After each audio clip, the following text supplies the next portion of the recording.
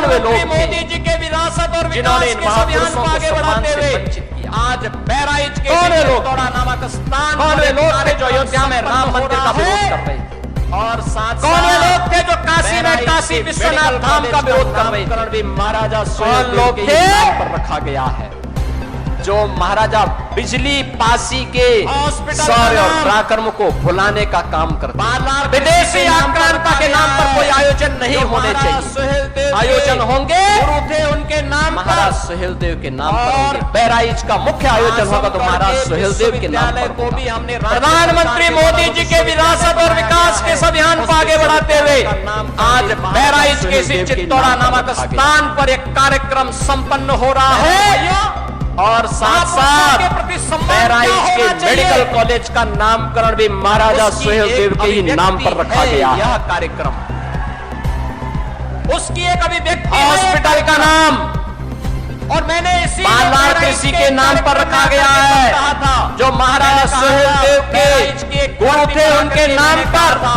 और आक्रांताओं का मेहमान आजमगढ़ के विश्वविद्यालय को भी हमने राज्य सरकार के द्वारा होना चाहिए बनाया गया है। सम्मान होना चाहिए। विश्वविद्यालय का नामकरण भी महाराजा सुहेलदेव के नाम पर रखा गया है। इस प्रकार के शौर्य और भाइयों गाथा महापुरुषों के प्रति सम्मान क्या होना चाहिए करके दिखाया था महाराज उसकी एक अभिव्यक्ति है यह कार्यक्रम। आज उसकी एक अभिव्यक्ति है यह कार्यक्रम 1934 और मैंने इसीलिए बहराइच के कार्यक्रम में आकर के तब कहा था मैंने कहा था बहराइच के धरती पर आकर के मैंने कहा था कि विदेशी आक्रांताओं का महिमामंडन बंद होना चाहिए। राष्ट्र नायकों का सम्मान होना चाहिए हर हाल में सम्मान होना चाहिए।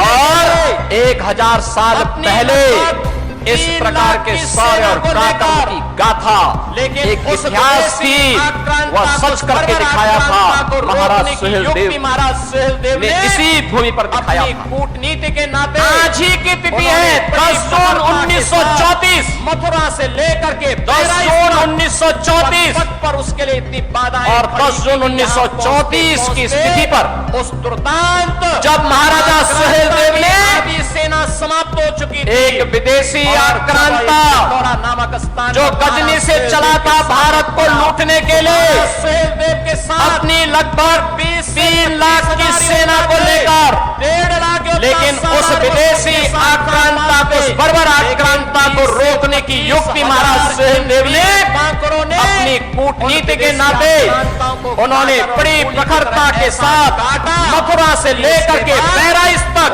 दुष्ट सालार पर उसके लिए इतनी बाधाएं खड़ी की कि यहाँ पहुंचते पहुंचते उस दुर्दांत आक्रांता की आधी सेना समाप्त हो चुकी थी। और जब इस चित्तौड़ा नामक स्थान पर महाराज सुहेलदेव के सामने पड़ा तो महाराज सुहेलदेव के साथ कुल 20 से 25 हजार योद्धा थे। 1.5 लाख योद्धा सालार मसूद के साथ पास में लेकिन 20 से 25 हजार इन वीर बांकुरों ने उन विदेशी आक्रांताओं को गाजर और मूली की तरह ऐसा काटा कि उसके बाद वो दुष्ट सालार मसूद यहाँ जिंदा पकड़ लिया गया और उसको सजा भी ऐसी हुई कि जो इस्लाम के अनुसार जहन्नुम में जाने की गारंटी देता है। प्रेरणा पुरुष के रूप में ऐसा बहनों और भाइयों और इसीलिए हम कहते हैं चाहिए इसीलिए प्रण था आज हमारे सामने प्रधानमंत्री मोदी जी का एक स्मारक इस बारे में आदेश था कि राष्ट्र नायकों का सम्मान होना चाहिए और इसीलिए उस प्रण और उस भाव को व्यक्त करने के लिए मन में एक इच्छा थी महाराजा सुहेलदेव को जो सम्मान मिलना चाहिए था।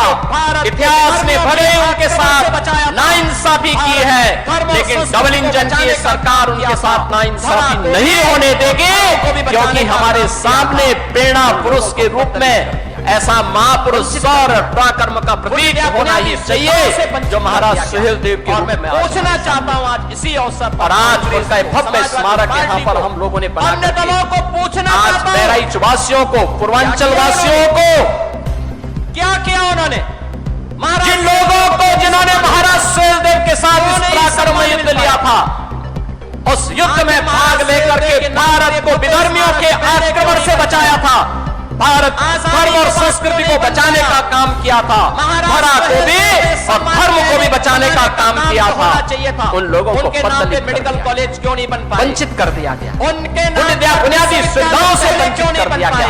और मैं पूछना चाहता हूं इसी अवसर पर कांग्रेस को, समाजवादी पार्टी को, अन्य दलों को पूछना चाहता हूं, तुष्टीकरण क्या किया उन्होंने? खेल न हो जाए, क्या किया उन्होंने? वोट बैंक के नाते महाराज सुहेलदेव को क्यों नहीं सम्मान मिल पाया? आक्रांताओं की क्यों नहीं सम्मान मिल पाया? आखिर महाराज सुहेलदेव के नाम पर यह भव्य स्मारक पहले क्यों नहीं बन पाया? जिन्ना का महिमा मंडन आजादी के बाद क्यों नहीं बन पाया? महाराज सुहेलदेव के सम्मान पहले बनाने का काम जो होना चाहिए था, उनके नाम पे मेडिकल कॉलेज क्यों नहीं बन पाए? उनके नाम पर विश्वविद्यालय पहले क्यों नहीं बन पाए? क्योंकि वोट बैंक की तो चिंता थी, लेकिन महापुरुषों का नाम अगर रख देंगे तो कहीं तुष्टीकरण की नीति फेल न हो जाए और मुस्लिम वोट बैंक के नाते वे लोग उन विदेशी आक्रांताओं के खिलाफ एक भी शब्द नहीं बोलते। समाजवादी पार्टी और मैं यही बोलना चाहता हूं उन लोगों से, राष्ट्र तोड़क जो लोग आज भी जिन्ना का महिमा मंडन करते हैं। जब हम लोग मैं पूछना चाहता हूं, सुहेलदेव के जब भारतीय जनता पार्टी राष्ट्र नायक, राष्ट्र शिल्पी में होड़ लगती थी, लोक पुरुष सरदार वल्लभ भाई पटेल की जयंती के कार्यक्रम को हमने कहा विदेशी यहाँ पर पूरे प्रदेश के अंदर और देश के अंदर मनाती है। प्रधानमंत्री जी ने स्टेच्यू ऑफ यूनिटी के नाम पर लोक पुरुष सरदार वल्लभ भाई पटेल की दुनिया की सबसे बड़ी प्रतिमा की स्थापना केवड़िया गुजरात में स्थापित कराया। तब समाजवादी पार्टी जिन्ना का गुणगान करती है, राष्ट्र तोड़क जिन्ना का गुणगान करती है। जब हम लोग महाराजा सुहेलदेव के विजयोत्सव को मनाने की बात करते थे, तब कांग्रेस और समाजवादी पार्टी में होड़ लगती थी कि नहीं, गाजी मियां का विवाह होना चाहिए। हमने कहा विदेशी आक्रांताओं का महिमा मंडन नहीं होना चाहिए। और मैं धन्यवाद दूंगा उन सभी लोगों को और जिन्होंने इस बार से गाजी के नाम पर होने वाले आयोजनों को पूरी तरह से बंद करवा दिया, सम्मान से वंचित किया। कौन है लोग? विदेशी आक्रांता के नाम पर कोई आयोजन नहीं होने चाहिए। आयोजन होंगे महाराज सुहेलदेव के नाम पर होंगे। बहराइच का मुख्य आयोजन होगा तो महाराज सुहेलदेव के नाम पर होगा। बहराइच का मुख्य आयोजन होगा बाजार कृषि के नाम पर होगा। भुलाने इस मंडल का मुख्य आयोजन होगा आदि शक्ति मां पाटेश्वरी के नाम पर होगा, किसी विदेशी आक्रांता के नाम पर नहीं होगा। और इस संकल्प के साथ आज हम सब आपके पास आए। लखनऊ में बनेगा। कौन वे लोग थे जिन्होंने इन महापुरुषों को सम्मान से रोका था, दमदारी के साथ? कौन वे लोग थे? और उनके साथ कौन वे लोग थे जो अयोध्या में राम मंदिर का विरोध कर रहे थे? कौन वे लोग थे जो काशी में काशी विश्वनाथ धाम का विरोध कर रहे थे?